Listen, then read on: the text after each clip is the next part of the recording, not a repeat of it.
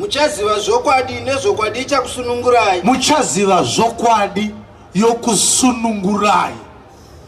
Yes. Vakamupindura vakati, kune vakatomudaira musi iwoyo varipo vakaona mukana wacho. Ivo vakatoita zvakanaka vakabvocha ndobva vakorektwa musi iwoyo. Redu dambudziko nderekuti haasisipo panyama, anobvocha achatsiurwa nani. Uzokarasika mudhara aripo unenge uine nyasha dzawakaitirwa. Peter airasika upfadza hazvinzwarwo Peter, hazvinzwarwo Peter. Isu tinomuseka toti Peter anga akavhengedzera. But regai kutaurirei, kurasika anodzora aripo kuri nani pane kunyepedzera kudzikama wozorasika usisagone kudzorwa anodzora wacho asisipo. Uri kuona zvayakaita vhesi yacho inonzi John chapter 8 verse 32. Zvichida makatomboinzwa ichirohwa kakawanda.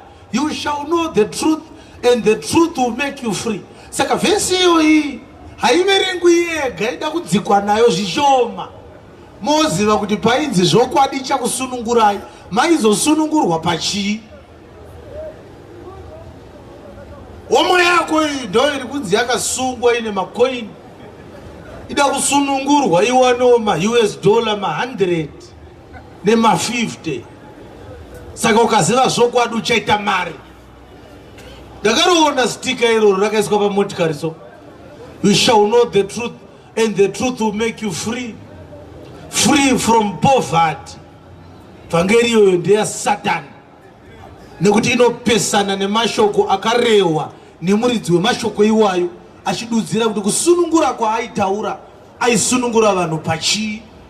Hapasi kutaurwa ari muchipatara akarukirirwa matambo achibatsirwa nemishina onzi ukaziva chokwadi chinokusunungura pakurwara. Handisi kuti munhu kana achirwara ngaafe, tiri kungoti zvairehwa hazvinei nekurwara.